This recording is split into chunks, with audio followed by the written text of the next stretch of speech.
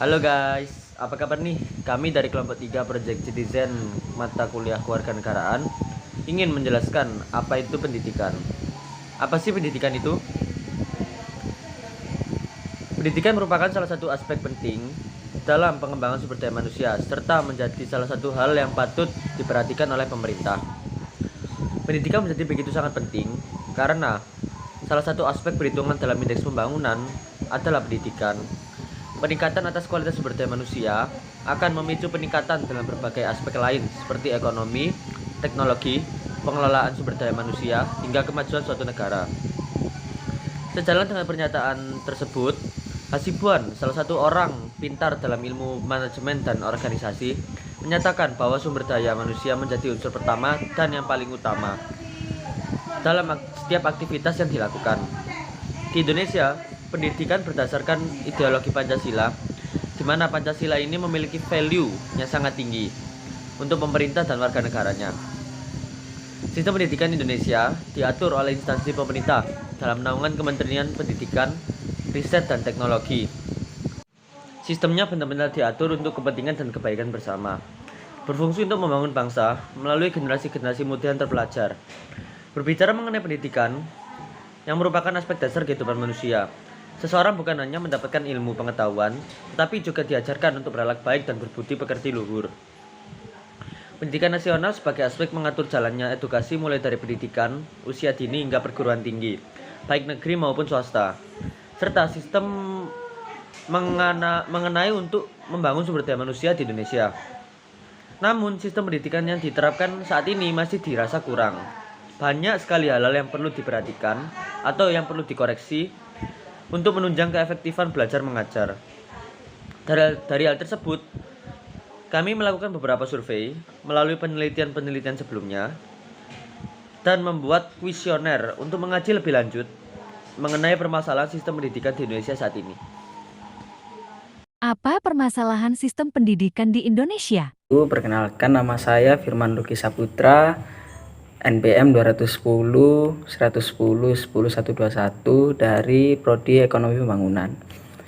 Menggali permasalahan pada sistem pendidikan di Indonesia.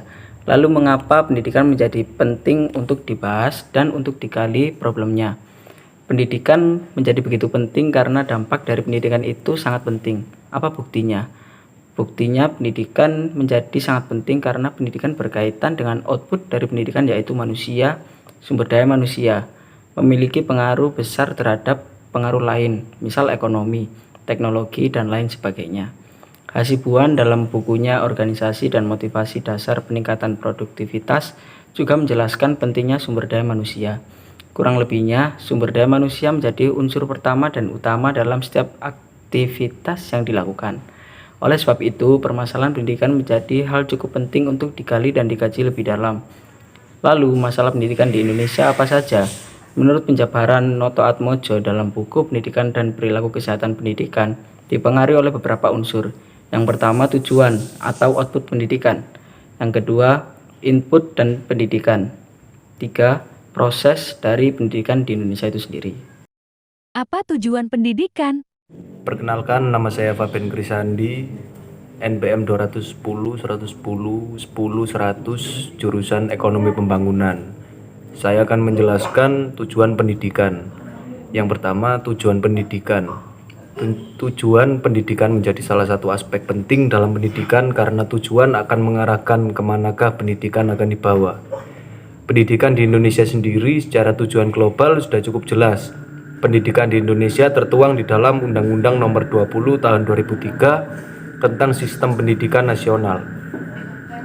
Dijelaskan bahwa pendidikan nasional berfungsi mengembangkan kemampuan dan membentuk watak serta peradaban bangsa yang bermartabat dalam rangka mencerdaskan kehidupan bangsa, bertujuan untuk berkembangnya potensi peserta didik agar menjadi manusia yang beriman dan bertakwa kepada Tuhan Yang Maha Esa, berakhlak mulia, sehat, berilmu cakap, kreatif, mandiri, dan menjadi warga negara yang demokratis serta bertanggung jawab. Namun, tujuan pendidikan tersebut dirasa masih kurang spesifik dan kurang terfokus. Misal, apabila kita melihat pada pendidikan di Singapura sebagai salah satu negara dengan kualitas pendidikan terbaik di dunia, memiliki tujuan yang terfokus pada satu titik yang jelas pada sebuah timeline waktu. Dalam buku Mengenal Sistem Pendidikan Singapura oleh Ismunandar dan kawan-kawan tahun 2014, dijelaskan bahwasanya tujuan dan visi misi pendidikan dibagi atas fase-fase yang terfokus pada awal kemerdekaan pemerintah Singapura, memfokuskan pendidikan pada pendidikan yang berorientasi pada upaya menyatukan keberagaman etnis. Kemudian pada tahun 1979 sampai 1997, pemerintah fokus untuk menyelaraskan pendidikan dengan perkembangan teknologi dan industri, seperti yang dapat kita lihat pada tabel tersebut. Selain itu, berdasarkan penelitian kecil-kecilan menggunakan kuesioner yang kelompok kami lakukan, menemukan bahwa mayoritas menyatakan bahwa mereka memang hanya mengetahui tujuan pendidikan secara umum dan tidak terperinci. Permasalahan tujuan pendidikan yang kedua adalah tujuan pendidikan dan orientasi dari output pendidikan masih diatur sentralistik dan cenderung mengintervensi kebijakan daerah. Hal ini pada dasarnya dapat menjadi sebuah permasalahan karena apabila kita melihat permasalahan atau tindakan yang harus diambil pada setiap daerah sangat berbeda-beda. Apabila kita membandingkan pada wilayah Jakarta dengan wilayah Papua, orientasi kebutuhan output pendidikan akan sangat berbeda. Belum lagi kebijakan sentralistik ini juga menjadi hal yang membingungkan bagi pemerintah daerah dan kota dalam mengambil keputusan. Permasalahan ini dapat kita lihat contoh kasusnya pada tahun 2016 perihal gugatan Bu Risma selaku Wali Kota Surabaya ke Mahkamah Konstitusi terkait Undang-Undang Nomor 23 Tahun 2014 tentang pemerintahan daerah. Pendidikan tingkat SMA yang semulanya berada di bawah naungan Pemkot Surabaya dengan segala kelebihannya seperti gratis tanpa SPP terpaksa harus dipindah alihkan kepada Pemda Jatim yang ternyata memberatkan warga kota Surabaya. Apa saja input dari pendidikan? Ya, perkenalkan nama saya Muhammad Aditya Tarmawan dengan NPM 201 dari jurusan Ekonomi Pembangunan. Jadi saya akan menjelaskan input dari pendidikan. Nah, selanjutnya input dari pendidikan ini berkaitan dengan sumber daya manusia, sarana dan prasarana. Nah, terutama dari guru. Ada dua permasalahan yang berkaitan dengan input pendidikan, yakni sumber daya manusia. Permasalahannya pertama, gaji dari guru. Nah, perbandingan gaji guru di Indonesia dengan negara-negara lain di Asia itu dikatakan masih di bawah. Contohnya Malaysia, gaji minimal guru di Malaysia itu sekitar 1.200 ringgit Malaysia per bulan, atau kalau dirupiahkan sebesar 3.860.220 rupiah. Sedangkan gaji rata-rata guru di Malaysia mencapai 6.982 ringgit per bulan atau 22.460.047 rupiah per bulan. Sedangkan upah minimum 21.954 per bulan atau 8.402.241 rupiah. Dan rata-rata gaji guru di Thailand bisa mencapai sekitar 31.988 Thai baht per bulan atau setara dengan 12.244.687 rupiah. Di Indonesia sendiri masih sangat jauh jika dibandingkan dengan negara-negara lain. Guru honorer di Indonesia saat ini masih ada yang mendapat gaji sebesar Rp150.000. Nah, saat ini untuk golongan 1 dibayar Rp480.000 sampai dengan 2,7 juta per bulan. Sedangkan untuk golongan tertinggi atau golongan 4 ini dibayar 3 juta sampai dengan 5,6 juta per bulan. Permasalahan kedua terkait dengan kualitas atau kompetensi dari guru. Nah, kompetensi guru di Indonesia sendiri masih dirasa kurang. Berdasarkan hasil dari UKG atau uji kompetensi guru dari tahun 2012 sampai 2015, sekitar 81% guru di Indonesia nilainya bahkan tidak mencapai nilai minimum.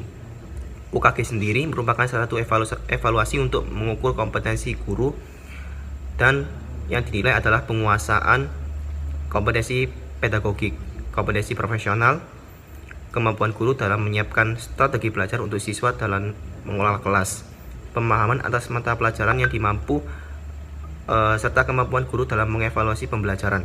Sedangkan menurut Research on Improving System of Education melalui studi kualitatifnya menunjukkan bahwa fokus perekrutan guru adalah untuk memenuhi kebutuhan menjadi ASN, aparatur sipil negara, bukan profesionalitas guru tersebut. Lebih dari 50% guru di Indonesia adalah pegawai negeri, dan 90% tumpuan belajar ada pada mereka, padahal kualitas mereka tidak menjamin dengan baik. Pernyataan tersebut bukanlah hanyalah spekulasi atau teori belaka, karena fakta yang kita temukan berdasarkan kuesioner bahwasannya masih banyak yang menganggap bahwa kuliah pendidikan keguruan masih dianggap remeh dan orientasi bukan untuk menjadi kaya. Padahal pada dasarnya apabila gaji guru bisa lebih tinggi, minatnya untuk menjadi guru akan lebih meningkat dan memicu kompetensi sehingga meningkatkan kualitas guru lebih baik lagi.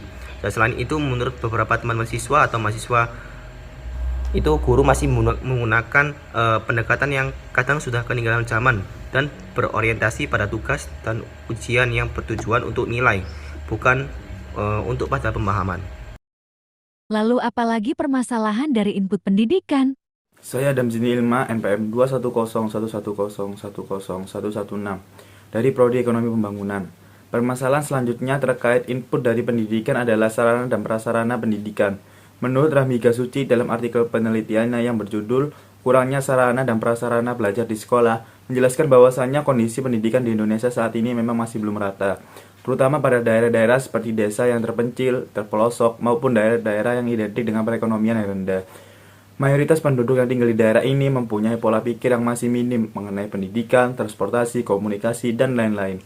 Pernyataan tersebut bukan tanpa dasar, contohnya dapat kita lihat dari beragam berita yang ada seperti sekolah roboh dan lain-lain. Ini memang bukan sepenuhnya karena anggaran yang kurang, namun permasalahan birokrasi seperti korupsi, kolusi, dan lain sebagainya menjadi hal yang memperparah permasalahan ini. Contoh lain, permasalahan jumlah sekolah sendiri juga menjadi hal yang belum merata.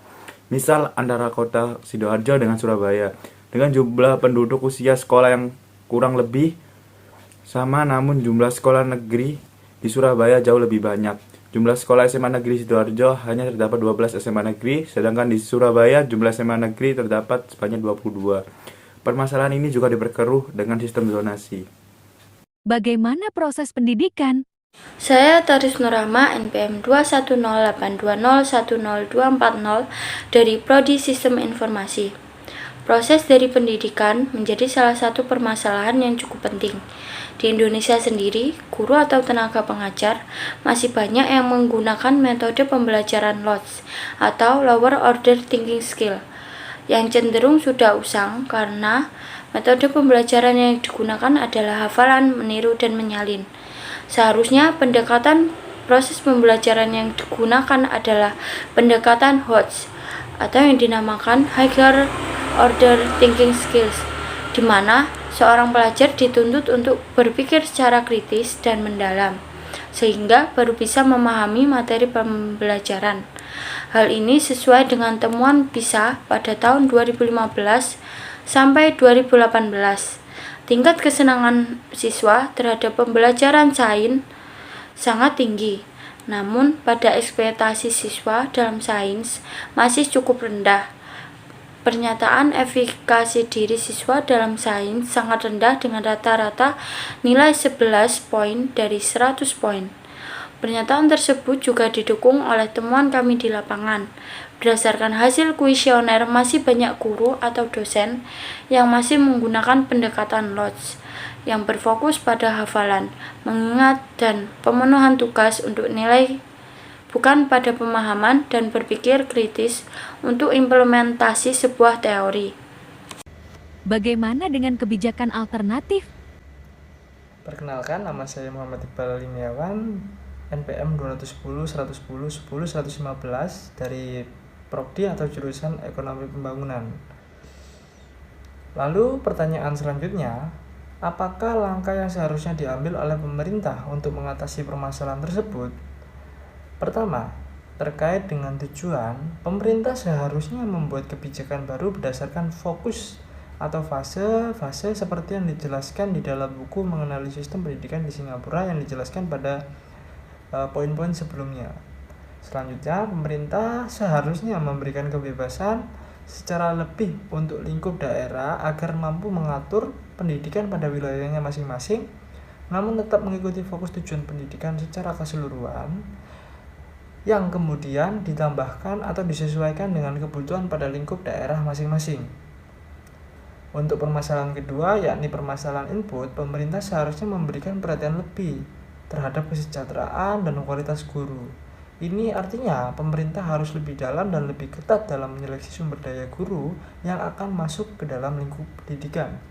Selain itu, pendidik terutama guru honorer bisa lebih ditingkatkan lagi terkait kesejahteraannya.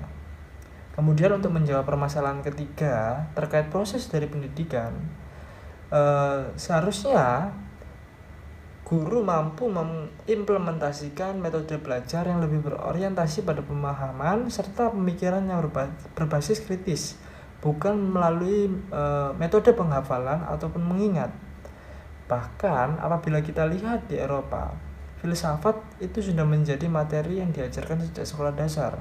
Di Jerman misalnya ada program pendidikan filsafat untuk anak-anak yang dikenal sebagai Kinderphilosophen atau anak-anak berfilsafat.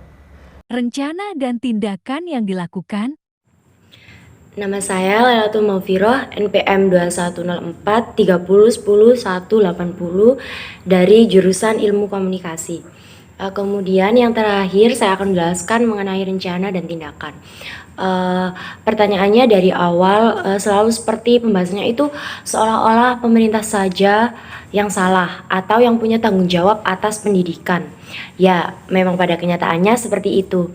Tapi kalau misal ditanya apakah bisa kita lakukan sebagai mahasiswa atau masyarakat lakukan untuk membantu upaya perbaikan pendidikan, jawabannya sangat bisa. Berikut beberapa poin yang akan bisa untuk menjawab dari pertanyaan tersebut. Yang pertama, kita bisa memahami pentingnya pendidikan bagi perkembangan negara, atau mungkin tidak perlu terlalu jauh-jauh ke negara, untuk diri kita sendiri saja yang lebih utama. Apabila kualitas dari pendidikan dari diri kita pribadi itu sudah bagus, maka daya saing dari diri kita pun akan meningkat. Selain itu, tingkat pendapat kita pasti juga akan searah dengan pendidikan kita. Yang kedua, menggunakan pendidikan bukan hanya sebagai sarana untuk memperoleh ijazah saja, namun kita juga harus benar-benar paham apa itu tentang pendidikan, bahwa pendidikan juga berfungsi untuk meningkatkan kualitas dari diri kita sendiri. Yang ketiga, kita juga bisa ikut membantu pemerintah dengan mengetahui fungsi-fungsi dari apa aja sih yang udah diberikan, fasilitas yang udah diberikan oleh pemerintah kepada kita untuk menempuh pendidikan. Salah satu contohnya adalah Kartu Indonesia Pintar yang memang diperuntukkan untuk membantu teman-teman kita yang benar-benar membutuhkan untuk menempuh pendidikan ke jenjang yang lebih tinggi. Selanjutnya, apa mungkin dari kalian semua kebetulan yang nonton video yang agak membosankan ini bisa tulis di kolom komentar ya. Saya dari kelompok 3 mengucapkan terima kasih banyak karena kalian sudah menonton video ini sampai selesai. Itu artinya kalian sendiri telah membantu pemerintah dalam memahami betapa pentingnya pendidikan untuk bangsa dan negara. Harapan dari kami, kalian semua yang udah menonton ini bisa, termasuk juga kami, bisa mengimplementasikan hal-hal di atas. Bukan hanya faham, bukan hanya menghafali, tetapi juga mengerti dan mengimplementasikan, mempraktekkan di kehidupan nyata. Terima kasih, bye-bye. Wassalamualaikum warahmatullahi wabarakatuh.